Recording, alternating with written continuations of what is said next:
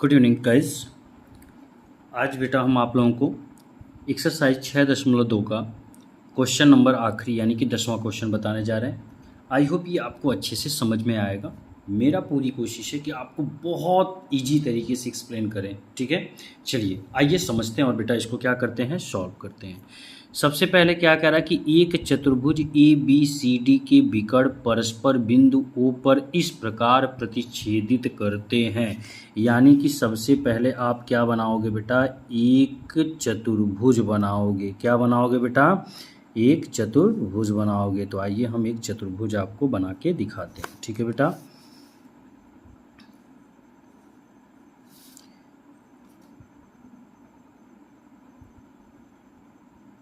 चलिए ये देखिए हमारा क्या बन के तैयार हो गया बेटा, एक चतुर्भुज बन के क्या हो गया बेटा, तैयार हो गया। जिसका हम क्या कर देते हैं, नॉमिनेशन करते हैं, ठीक है बेटा। इसका नॉमिनेशन में हम देखिए क्या कह रहा है कि चतुर्भुज ए बी सी डी। तो हम इसका नाम देते हैं ए, इसका नाम दे देते हैं बी, इसका नाम देते हैं बेटा सी और इसका नाम डी, ठीक है बेटा। के विकर्ण परस्पर बिंदु ओ पर, यानी कि इनके विकर्ण भी हैं, इनके क्या है बेटा, विकर्ण है। तो आइए हम विकर्ण भी बना के आपको दिखा देते हैं, ठीक है। इस तरह से आप क्वेश्चन को आसानी से करेंगे समझ के, ठीक है बेटा। क्वेश्चन को अगर इस एक एक सेंटेंस को अच्छे से पढ़ेंगे तो आपके लिए क्लियर हो जाएगा बेटा, ठीक है। कह रहा है कि इन परस्पर विकर्ण किस पर बेटा, बिंदु ओ पर, यहाँ पे ओ हो गया, इस प्रकार प्रतिच्छेदित करते हैं कि ए ओ अपान बी ओ बराबर सी ओ अपान डी ओ। ये दिया है, ठीक है बेटा। जो हमने अभी इसके पहले क्वेश्चन नंबर 9 जो सिद्ध किया था वही इस बार दे दिया है, ठीक है। तो दर्शाइए कि ए बी सी डी एक समलंब है। लीजिए क्वेश्चन नंबर 9 का जस्ट अपोजिट, एकदम उल्टा, जैसे आपने क्वेश्चन नंबर 9वां किया था उसी का उल्टा बिल्कुल सेम है, ठीक है बेटा। तो आइए जैसे जैसे किया है वैसे वैसे हम क्या करते हैं बेटा, सॉल्व करते हैं। सबसे पहले लिखेंगे दिया है, जो गिवन है उनको हम क्या करेंगे बेटा, नोट कर लेंगे। क्या दिया है दिया है ए बी सी डी, क्या है बेटा, एक चतुर्भुज है। एक पेपर में इसी तरह से आप करेंगे बेटा, बिल्कुल एक चतुर्भुज है, ठीक है। जिनके विकर्ण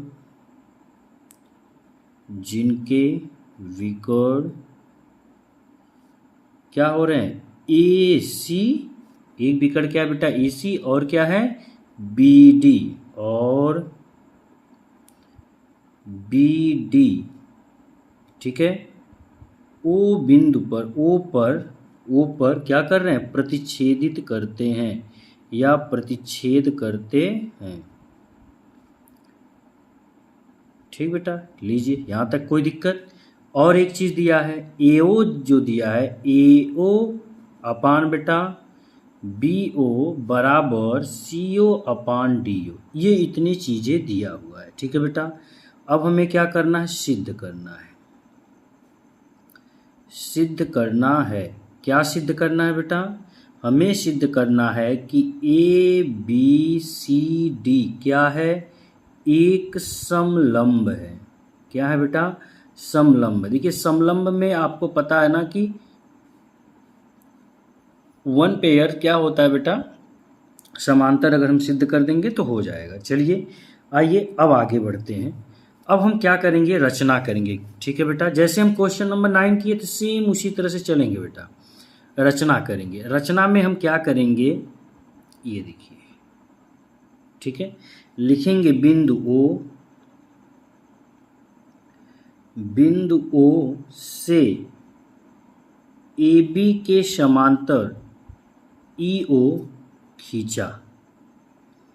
अब हमने क्या कर दिया, हमने रचना किया कि इसका नाम दे देते हैं ई ओ ए बी के समांतर हमने क्या कर दिया बेटा, खींचा। तो अब हम कौन सा त्रिभुज लेंगे, त्रिभुज ए बी डी में। किसमें बेटा, त्रिभुज ए बी डी में, ठीक है, त्रिभुज ए बी डी में। चलिए देखते हैं त्रिभुज ए बी डी में क्या क्या मिल रहा है। देखिए ए बी डी में ए बी समांतर है किसके, ईओ के। तो लिखेंगे बेटा ए बी समांतर है ईओ के, किससे, रचना से। रचना से का मतलब कि हमने जो अभी माना था रचना करके, ठीक है बेटा। तो जब यह इसके ए बी के समांतर यदि ये कोई रेखा है तो एक तिर्यक रेखा उसे क्या कर रही है बेटा, काट रही है। तो जब काट रही है तो उनकी जो भुजा होती है क्या होती है, समानुपाती होती हैं भाई, बीपीटी से, बेसिक प्रोपोर्शन थ्योरी, थेल्स का जो नियम कहता है। तो हम लिख सकते हैं अतः लिख सकते हैं ए ई अपान ई डी बराबर है बी ओ अपान बेटा डी ओ। इसको हम समीकरण क्या कर लेते हैं, एक कर लेते हैं, ठीक है। अब लिखेंगे आगे, जबकि हमको क्या दिया था, हमको दिया था कि ए ओ अपान किसके है, बी ओ बराबर सी ओ अपान डी ओ, ये हमको दिया था, ठीक है, क्लियर। तो जब ये दिया था तो ये बताइए, यहाँ पे जरा आप ध्यान दीजिएगा, बी ओ अपान आपका क्या है, डी ओ, ठीक है बेटा। यहाँ पे क्या है देखिए, बी ओ अपान डी ओ, और यहाँ पे आपका बी ओ अपान ए ओ, है ना बेटा। तो अब आप क्या करेंगे, इसको हम क्या कर सकते हैं, इसको हम लिख सकते हैं ए ओ अपान बेटा सी ओ बराबर क्या लिख सकते हैं, ए ओ अपान सी ओ बराबर बी ओ अपान डी ओ। इसको हम समीकरण नंबर 2 बना लेते हैं। कैसे किए हैं ये भी हम आपको बता दे रहे हैं। अल्टरनेंडो लगाने पर, यानी कि एकांतरानुपात करने पर, एकांतरानुपात लगाने पर, अगर आपने इसको क्या हमने कर दिया है, एकांतरानुपात लगा दिया है, ठीक है बेटा। तो ये हो गया, इसको हमने क्या कर लिया बेटा, समीकरण नंबर 2 बना लिया।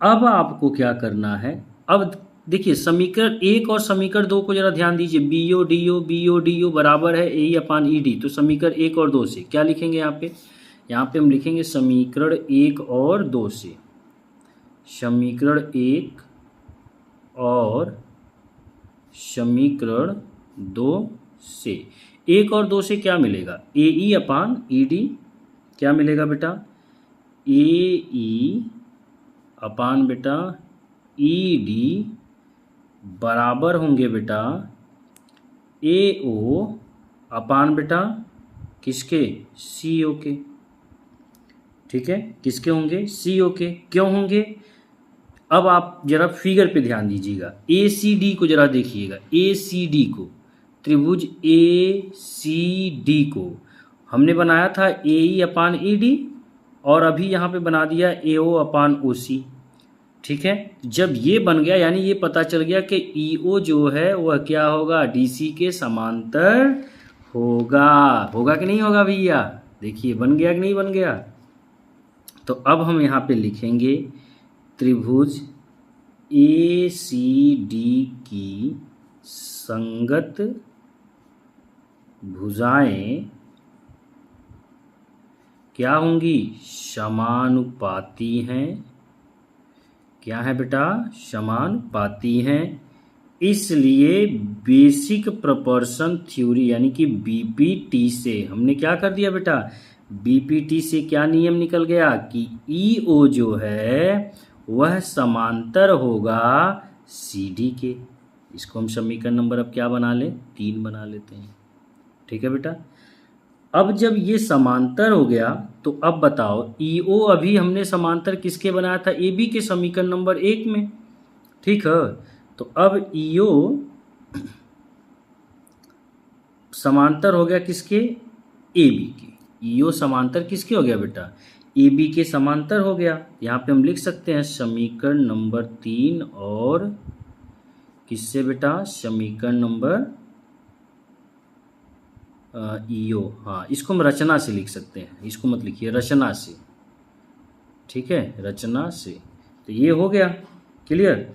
तो अब समीकरण 3 और 4 से हमारा क्या हो गया, ईओ जो हो गया वह ए बी के है, ठीक है। तो इसलिए ए बी समांतर होगा सी डी के, इसलिए ए बी सी डी क्या है बेटा, एक समलंब है। क्या है बेटा, एक समलंब है। और यही हमें क्या करना था बेटा, प्रूव्ड करना था। ये लीजिए आपका प्रूव्ड हो गया, ठीक है। आई होप ये आपको अच्छे से अब समझ में आ गए होंगे, आप इसका स्क्रीनशॉट ले सकते हैं।